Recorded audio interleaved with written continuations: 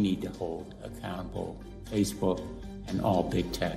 I came forward because I believe that every human being deserves the dignity of the truth. They knew where the violations were, and they know they are guilty.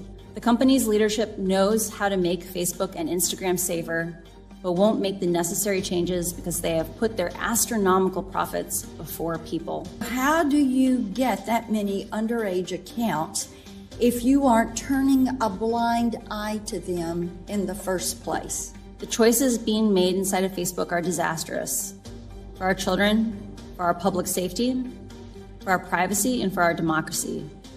And that is why we must demand Facebook make changes. 66% of teen girls on Instagram and 40% of teen boys experience negative social comparisons. Almost no one outside of Facebook knows what happens inside of Facebook. Mark Zuckerberg's going sailing and saying no apologies.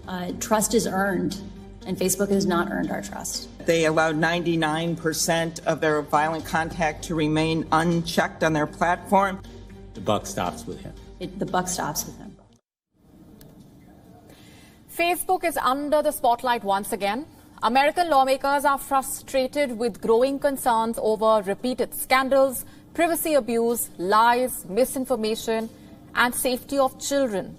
And this time they have an insider to give them the real picture of what goes on inside Facebook's offices.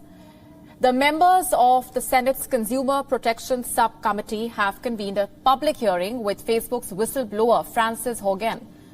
The focus is on safety of children, a particularly sore point for Facebook, and broader concerns, including toxic algorithm amplification.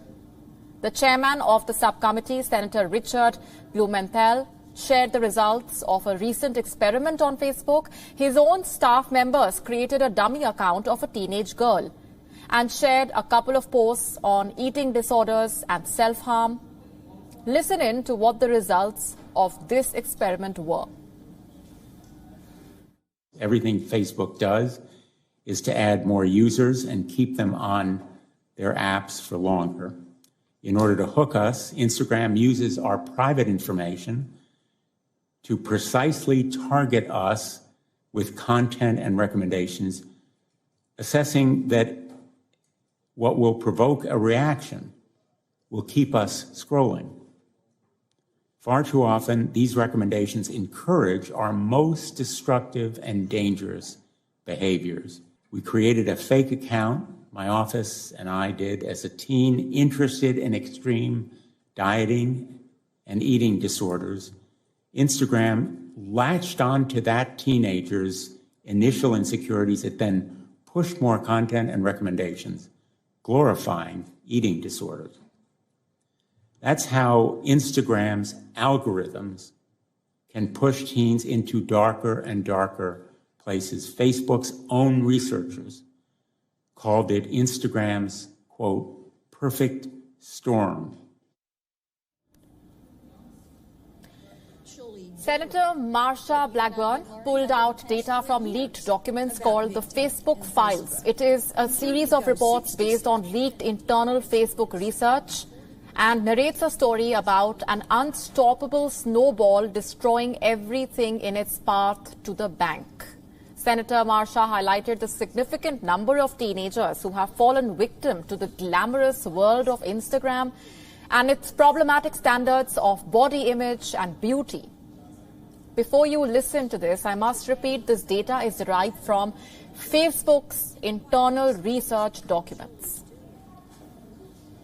And here you go, 66% of teen girls on Instagram and 40% of teen boys experience negative social comparisons. This is Facebook's research. 52% of teen girls who experienced negative social comparison on Instagram said it was caused by images related to beauty. Social comparison mimics the grief cycle and includes a downward emotional spiral encompassing a range of emotions from jealousy to self-proclaimed body dysmorphia. Facebook addiction, which Facebook calls conveniently Problematic use is most severe in teens, peaking at age 14. Facebook is terrifyingly powerful, but can it be brought to heel with aggressive governmental intervention or hearings? American politicians have tried multiple times to hold the social media giant accountable. Mark Zuckerberg has been grilled, questioned, even yelled at in a room full of lawmakers and cameras. And on all these occasions, the hearings have often ended up with fresh promises, hopes for change, like this hearing from the year 2018. We're going to start by doing an investigation internally of every single app that had access to a large amount of information before we lock down the platform. If we detect any suspicious activity at all, we are working with third-party auditors. I imagine there will have to be a number of them because there are a lot of apps, and they will conduct the audit for us. We didn't take a broad enough view of our responsibility, and that was a big mistake. It was my mistake, and I'm sorry. I started Facebook, I run it, and at the end of the day, I'm responsible for what happens here. As it turns out, the tech gods are beyond human comprehension. The world is well aware of its influence, user-hostile growth, hacks, pivots, its missteps, its priorities and design. But all they lagged was a deeper understanding of how the company, specifically the website and its algorithm, works. The former product manager working at Facebook and other social media platforms helped the Senate committee with her personal experience and concealed information on revealed information on how the company works. During my time at Facebook, first working as the lead product manager for civic misinformation and later on counter-espionage, I saw Facebook repeatedly encounter conflicts between its own profits and our safety. Facebook consistently resolved these conflicts in favor of its own profits. The result has been more division, more harm, more lies, more threats, and more combat. In some cases, this dangerous online talk has led to actual violence that harms and even kills people. This is not simply a matter of certain social media users being angry or unstable, or about one side being radicalized against the other. It is about Facebook choosing to grow at all costs, becoming an almost $1 trillion company by buying its profits with our safety. During my time at Facebook, I came to realize a devastating truth.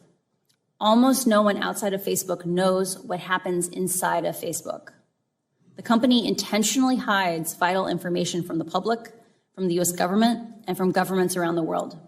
The documents I have provided to Congress prove that Facebook has repeatedly misled the public about what its own research reveals about the safety of children, the efficacy of its artificial intelligence systems, and its role in spreading divisive and extreme messages. I came forward because I believe that every human being deserves the dignity of the truth. These problems are solvable. A safer, free speech respecting, more enjoyable social media is possible. But there's one thing that I hope everyone takes away from these disclosures. It is that Facebook can change, but is clearly not going to do so on its own. My fear is that without action, divisive and extremist behaviors we see today are only the beginning.